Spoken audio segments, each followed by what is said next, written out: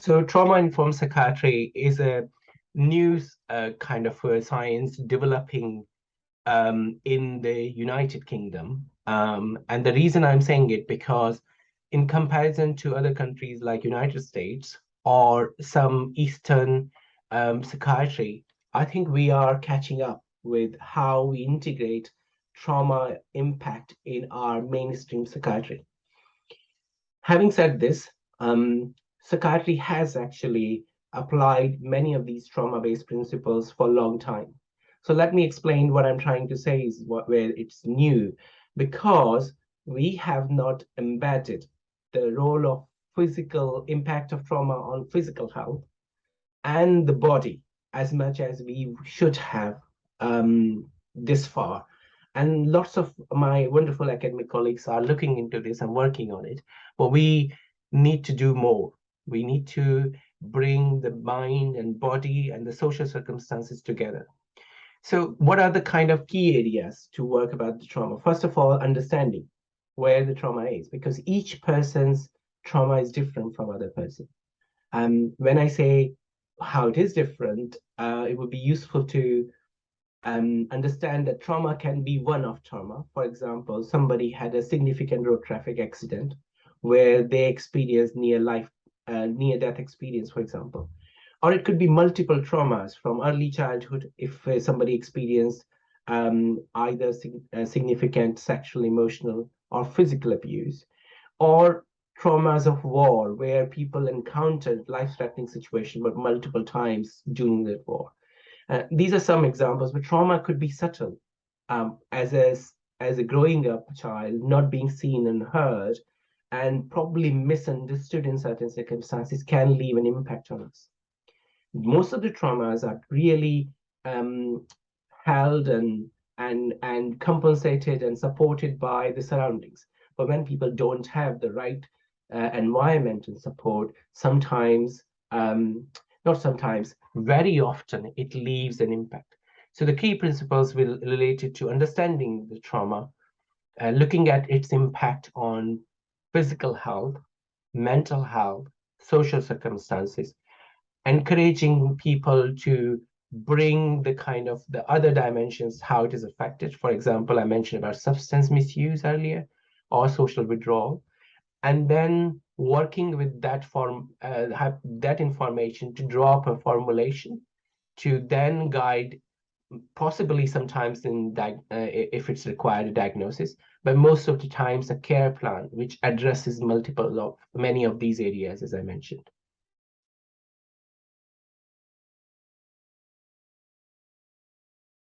So most of the psychiatric treatment do take into consideration of the holistic care, which means the biopsychosocial model. What trauma-informed care actually focuses quite narrowly on the impact of trauma from the past and ongoing traumas, because it allows to understand the effect of that particular trauma in a much more detailed way than psychiatry has looked on before. So I give you an example. Um, when we look at the psychiatric formulation, there has been discussions about people go through the history of significant life events. As they are covering it alongside the physical health, the physical health history, the psychiatric history, mental health history, or drugs and alcohol history. But trauma has not been open to talk about. And the question I'm going to give you example is, we haven't asked those questions as in detail as we should have. So have you experienced any traumatic event before? How did this leave you? What has it changed for you? Is it still affecting you? How it is affecting you? What can I do to support you? These kind of things focused mostly in relation to that particular trauma allows people to go back and revisit that trauma in a safe environment.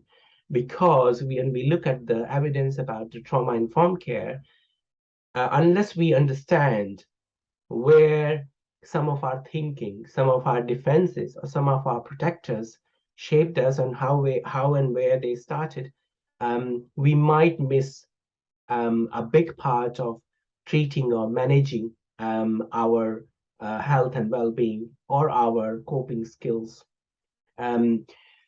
That's, I would say, some of the kind of areas how it is different. The one few examples I will add on to this. Um, so Eastern, I mentioned about the Eastern psychiatry and psychiatry from America as well. So in parts of India and China, they have embedded practices like yoga and Tai Chi to address the body alongside psychiatric treatment. I think the general current treatment in the UK is still lagging behind incorporating the physical element in their care. And just quickly to mention on that, example of yoga. Yoga brings three different things to mental health and well-being. One is called pranayama or breathing, second called asana or exercise, and third called dhyana or meditation. All these three components are integral part of a very good psychotherapy. But yoga bringing the body part of asana is an important part of helping people move from trauma.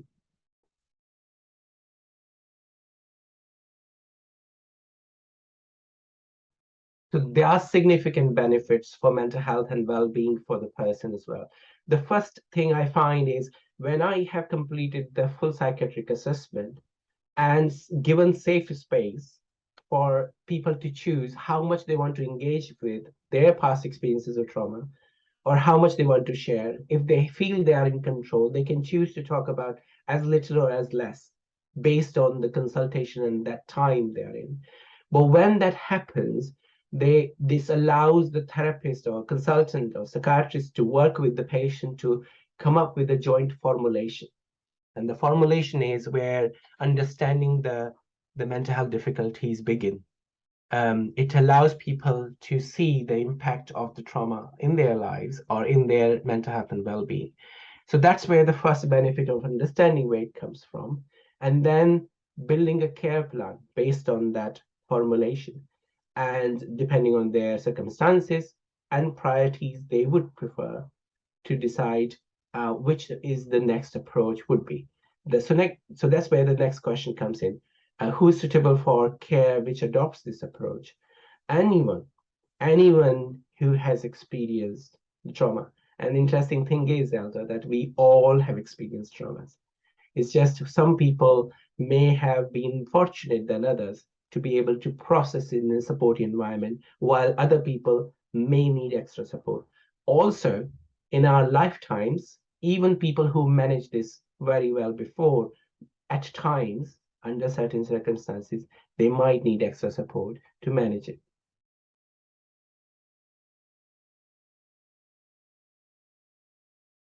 There are some significant limitations. It based on several things.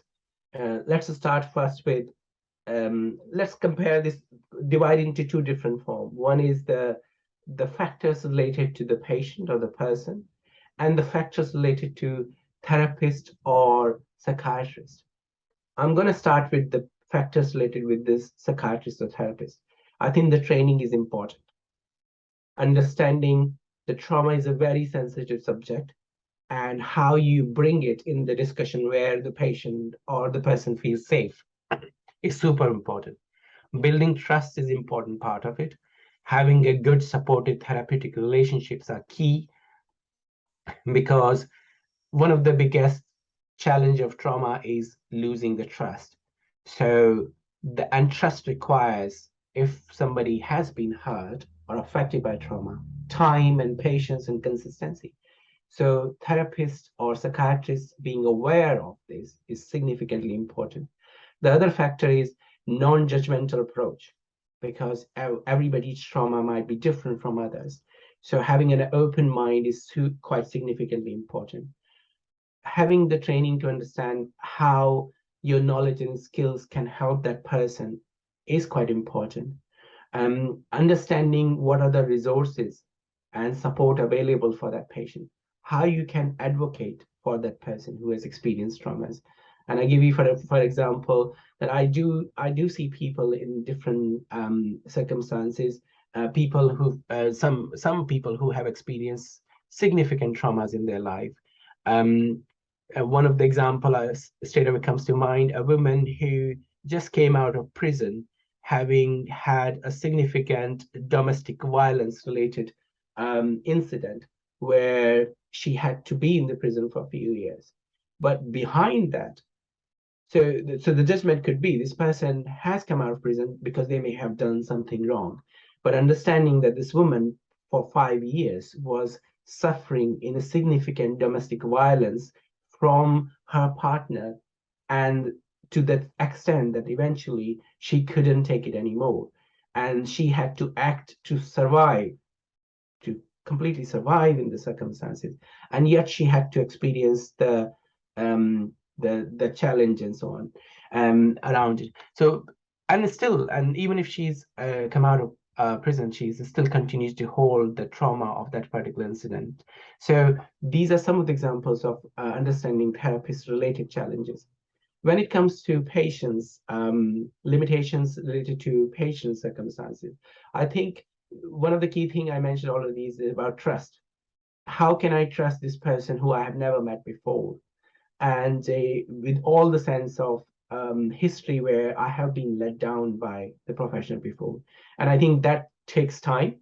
But the invitation is when you meet a psychiatrist and a psychotherapist, be open, be able to express yourself, what you would like, what has affected you, and how would you want this to move towards. But there are other parts of the challenges which are related to your social circumstances or your um, past coping mechanisms. Be open, talk about this, and see how you can work together to have more clear, achievable objectives rather than tasks which are more difficult to manage. So those are some of the kind of limitations. There are many more we can explore in other videos or other interviews.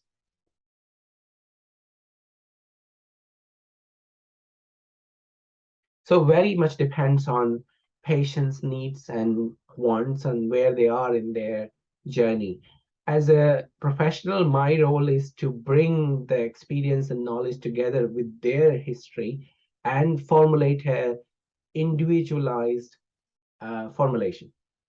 And the formulation would actually explain uh, some of um, my understanding with regards to their journey, highlighting the key areas of work where it is required. So, for example, if somebody is having significant depression or anxiety, whether medication could help until they are ready for some psychological work or psychotherapy, or they need some extra support for their sleep because the things have become so overwhelming that they need some short-term engagement with sleep with some sort of support from medications, to then psychological support to come up with some sort of understanding of their barriers, defenses, or protectors, as well as what could be helpful, to then recommend a form of psychotherapy, which could be cognitive behavior therapy or a mentalization based or didactic behavior therapy, because there are lots of different therapies to choose from. So um, the key thing is about this is what are the short term. I think the first thing to mention is that my care plan would include both the short term management and long term management. And some of this I already mentioned, that the short term could be based on medication or small tips and exercises you can do to manage those intense feelings, while also give some guidance about the long term management. And then you can work with me or any other person you want to work around those areas to take this forward. And there can always be a review accordingly of how these goals are achieved.